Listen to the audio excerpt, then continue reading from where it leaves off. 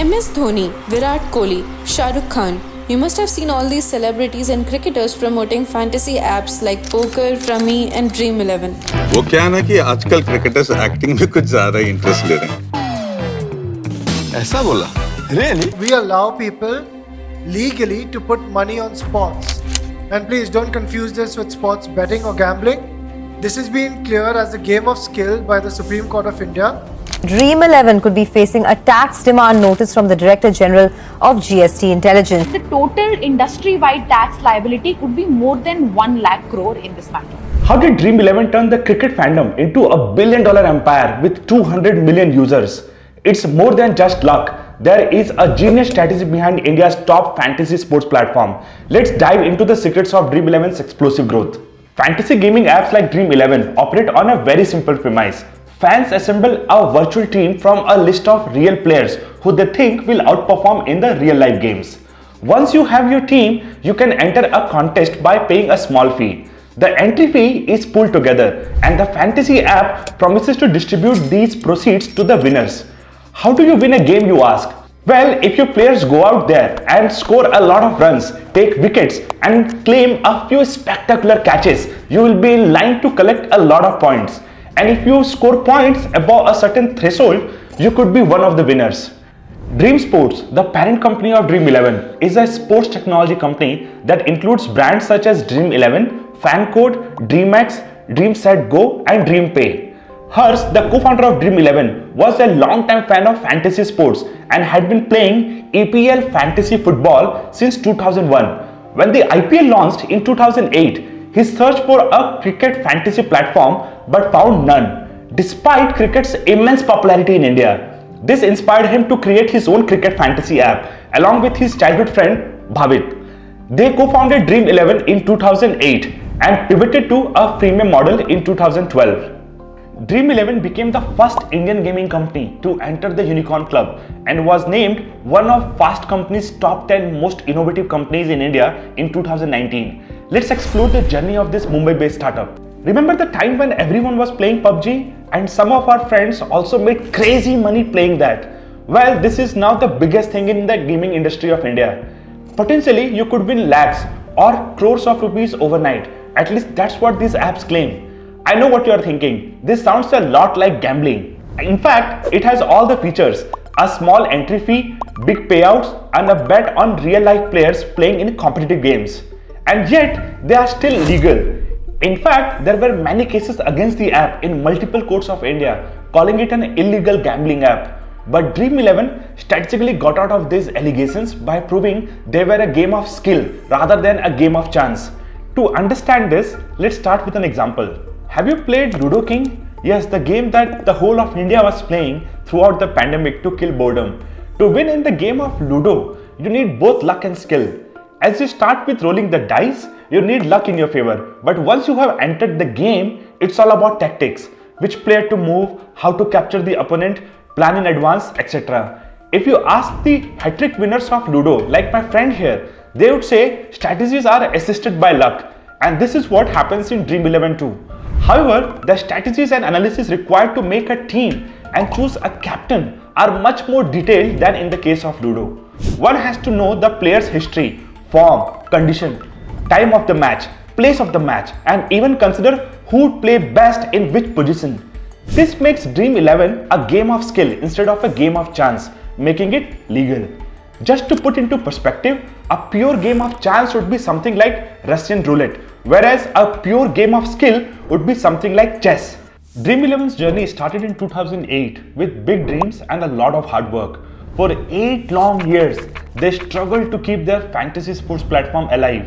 In 2016, they reached a major milestone with 2 million users. It was a small light at the end of the tunnel, but just the beginning of an incredible journey ahead of them. By 2018, their user base had increased to 45 million. The real magic started happening over the next 3 years. In 2021, they skyrocketed to 140 million users. Like the popular saying goes in personal finance, when it comes to saving money, the first crore is the hardest. The next comes much easier. Similar was the case with Dream11 as they hit 200 million users by October 2023. All this growth led to a 32% increase in net profits from INR 141.97 crore in financial year 22 to 187.83 crore in financial year 23, and a 66% jump in operating revenue from INR 3,840.75 crore in financial year 22 to 6,384.49 crore in financial year 23. Dream11 has raised a total of $1.6 billion in 8 funding rounds over the years. But what aided the growth of this user base? As we all know, India is a cricket crazy nation, and platforms like JioCinema trying to leverage this insight to win the OTT market in India. Cricket's translation to a fantasy sport created a beeline for their success. With the rise in disposable incomes and the rapid penetration of smartphones and cheap internet in India, the adoption of Dream11 scaled drastically. However, it was the partnership with Indian Premier League that contributed to the gain in visibility and reach to a much wider audience. To understand the product at hand, let's start with a simple example. My friend Tushar is a cricket enthusiast who wants to play Dream11. As it operates on a freemium model, Tushar can play for free or for cash prizes. First, he needs to log in and register to become a user. After this, he can select which game he wants to enter and add a small deposit to his wallet. Excited about the IPL's RCB versus CSK match, Tushar selects this match. He now has to make his team to enter a contest for which he is allotted a virtual budget with a price against every player. Within his budget, Tushar needs to wager on the players and select them. But here is the catch. He cannot make his team only consisting of CSK members, although that is the team he supports. Here, he needs to add a total of 11 players, out of which only a minimum of 5 and a maximum of 6 players can be from CSK, and the rest has to be from RCB. He will now use information at his disposal like historical performance and analytics about players to organize them and decide the captain and vice captain of his team. Typically, the captain earns double points while the vice captain earns 1.5 times the standard point value. This decision holds considerable importance given its potential impact on the overall score. The players against Tushar have made teams using permutations and combinations of the same 22 players. Now, this contest for the match can have entry fees as low as ₹1 to as high as ₹25,000. Tushar decides to go with a simple contest whose entry fee is just ₹10 with 1 lakh spots. But what makes Tushar win or lose? The real life performance of the players in Tushar's team will determine his score in the game. The prize pool is divided amongst the top scoring users, with the winner taking the largest share. Let's look at the math in very simple terms. If 1 lakh people give ₹10 each, it amounts to 10 lakhs as the overall value. Dream11 generally takes about 20% as commission. Out of this 10 lakh, a direct 20% would be 2 lakh, which goes to Dream11 as platform fees. And the remaining 8 lakhs is divided between the winner and the consecutive runner-ups. This means Dream11 always makes money whether you do or not. Their primary revenue comes from the entry fees, while other revenue options like merchandise and ad revenue also contribute to its revenue growth. If all this talk has made you curious about how great products are built and how these strategies are designed, you can check out Airtribe's product program, where you can learn product and growth in a structured learning environment. Let's go back to the case study.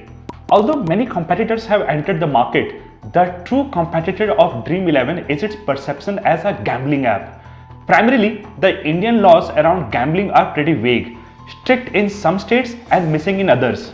Multiple cases against the matter have been brought to the attention of the Punjab and Haryana High Court, and it was up to the learned judges to rule on the matter. Is Dream11 promoting gambling or not? Although the decision was very tough, after seriously considering the issues at hand, the judges decided to side with Dream11. However, this tarnished their reputation quite a bit, which took a lot to reinstate. Although Dream11 is the biggest fantasy sports platform in India by revenue, other players like Gamescraft and Games 24/7 are also coming close. This was also the point in the brand journey that changed everything. Dream11 fought hard to rebuild its reputation. After being slapped with multiple cases, Dream11 aspired to be recognized for the strategic gameplay of its users. And who could be a better brand ambassador pick than the GOAT himself, MS Dhoni? The tagline, "Khelo Dimag se," further solidified their positioning. और खेलो cricket दिमाग से. Subsequent endorsements from Rohit Sharma, Shikhar Dhawan and Jasprit Bumrah reinforced this new positioning. Dream11's ads like "Ye game hai mahan" used emotional appeals with nostalgic music and popular memes like "Ye main kar leta hu, aap Dream11 पे team बना लो."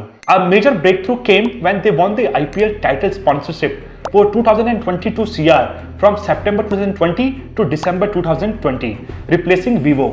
They were also the official fantasy game partner from 2019 to 2023 and became Team India's jersey sponsor for 358 CR. Dream11's business plan has two facets, winning and losing. When Tushar wins his wager on Dream11, he is driven to play again, seeking the high of victory. However, winning repeatedly is challenging, especially with real money at stake. Unlike a casual game like Ludo, a loss on Dream11 feels very personal and significant. The game is compelling due to its low entry barrier and high exit barrier. And this is what happens when Tushar loses. Since it is a game of strategy, Tushar will think, if I did it once, I can do it again. Only this time I need to make a better team. So he plays again with a bigger amount at stake, but he loses. Not because he is not credible or smart enough, but because we cannot forget the role of luck here. As per the Oxford Dictionary, luck is success or failure apparently brought by chance rather than through one's own actions. With no way to distinguish whether it was luck or skills, the only thing Tushar can do after getting a taste of victory is try again and again when the most obvious solution is to withdraw. The drive to keep playing stems from the sunk cost fallacy. When one is reluctant to exit a strategy they have heavily invested in. Dream11 reinforces this with a withdrawal minimum cap of ₹200, compelling players to continue until they can withdraw, thereby creating a loop. So what do you think about this app? Would you try it or stay away? Tell us in the comments below. And with that, we have come to the end of this episode of Scale by Airtribe. Don't forget to hit the thumbs up and subscribe with the bell icon if you like this content. And I will see you in the next one.